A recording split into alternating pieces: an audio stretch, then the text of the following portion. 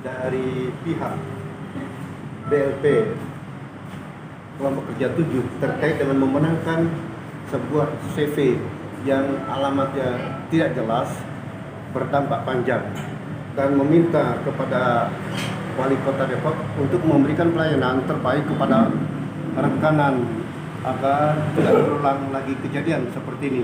Dan berikut ini kami bersama dengan Repelita Jaya Siahaan, perwakilan dari CV Masindo, terkait dengan dugaan kelalaian dari BLP 7 memenangkan perusahaan yang menyalahi aturan. Bagaimana ceritanya? Begini ceritanya. Selamat sore warga Depok. Saya Repelita Jaya Siahaan. 3 minggu yang lalu BLP menyajikan beberapa lelang di LPC Kota Depok. Salah satunya adalah pembangunan penataan lingkungan Kelurahan Grogol yang nilainya 5,8 M di atas. Patokannya 5,8 M lah. Sesudah itu kita pihak kontraktor melihat legalitas perusahaan kita. Karena di syarat lelang itu pertama harus dilihat legalitas supaya kita masuk ikut ke ranah itu. Pertama, memiliki alamat dan tempat usaha yang jelas dan bisa dijangkau dari pabrik umum, dan kantor itu harus beroperasi.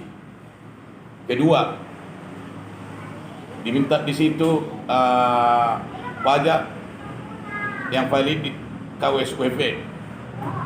Ketiga, mempunyai akte atau perusahaan. Keempat, harus ada KTP direktur. Sesudah kita pelajari, kita masuklah, ikutlah di lelang itu, dan kita masukkan CV kita Masindo, karena saya perwakilan dari Masindo. Dari situ saya hidup, dari situ saya bisa sampai sekarang bertahan hidup, karena saya dapat gaji tiap bulannya dari beliau.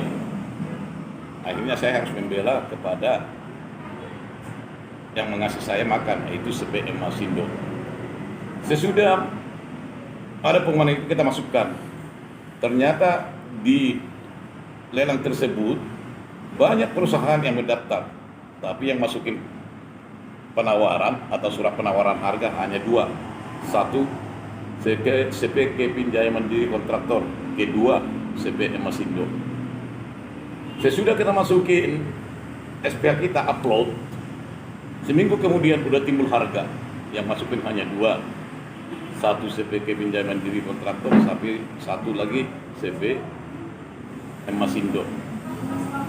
Dan pada saat keluar penawaran harga, CP Masindo ranking pertama, kita ranking kedua. Tapi kita tidak mau kalah dengan hasil begitu. Kita harus menyelidiki perusahaan itu bonafit atau enggak, karena ada di kerangka acuan kerja yang dibuat oleh panitia harus ada syarat-syarat yang nggak bisa dilanggar oleh perusahaan-perusahaan yang ikut lelang. Sesudah kita telusuri CP pemenang lelang tersebut, CP Kevin Jaya Mandiri Kontraktor, ada kejanggalan. Kita cek kepada alamat usahanya di Jalan Poli RT 3 RW 5 nomor 65, bahwa itu alamat perusahaan Kevin Jaya Mandiri Kontraktor tidak sesuai. Dan yang rumah itu mengatakan tidak pernah mengasih kepada siapapun atau kemana, apalagi ke tempat usaha, bahwa itu dijadikan rumahnya sebagai tempat alamat kantor atau usaha, terutama kepada CP Kevin Jaya Mandiri Kontraktor. Oleh karena itu, saya dengan RT pergi ke tempat itu, dan RT mengatakan memang benar salah, dan saya pun udah minta konfirmasi ke badan perizinan, karena itu semuanya ada datanya di dalam perizinan, dan saya ada tanda terimanya bahwa CP Kevin Jaya Mandiri Kontraktor udah 2 kali membuat perubahan alamat perusahaan. 1 di Gang Poli, bukan Poli, RT 5, RT 3 RW 5. Kedua dibikin dia di Desa Ratu Jaya, RT 3 RW 5, RW 5 RW 3. Dan itu semuanya sangat diragukan oleh Badan Perizinan Terpadu Satu Pintu. Akhirnya kita bikin sanggahan kepada BLP, terutama Pokja 7 Herul mengatakan bahwa dia katanya tidak mencek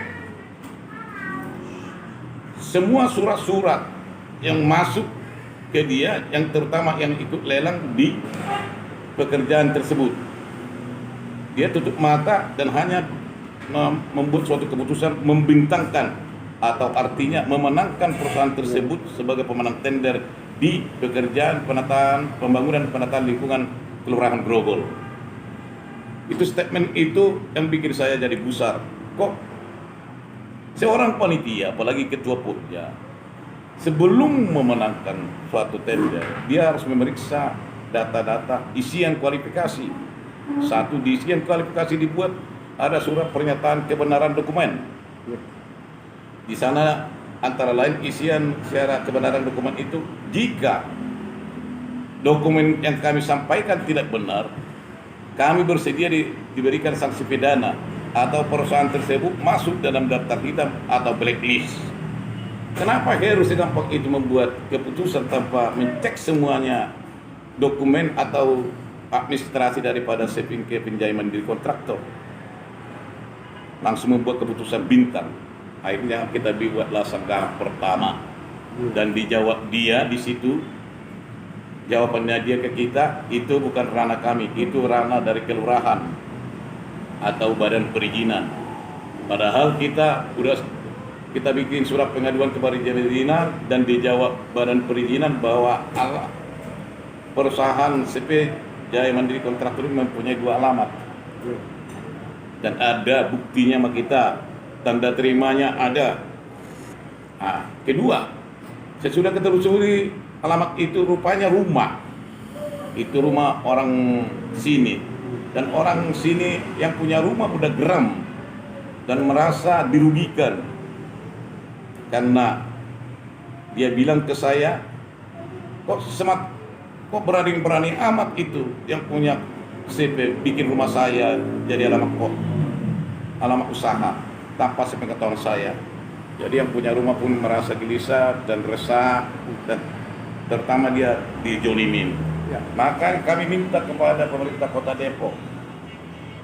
Kami adalah bagian warga dari Depok. Minta kepada Pak Wali Kota supaya kami dibimbing dan diarahkan supaya kami berjiwa kesatria dan berjiwa jujur untuk menyikapi pekerjaan-pekerjaan terutama lelang yang ada dihidangkan BLP Kota Depok.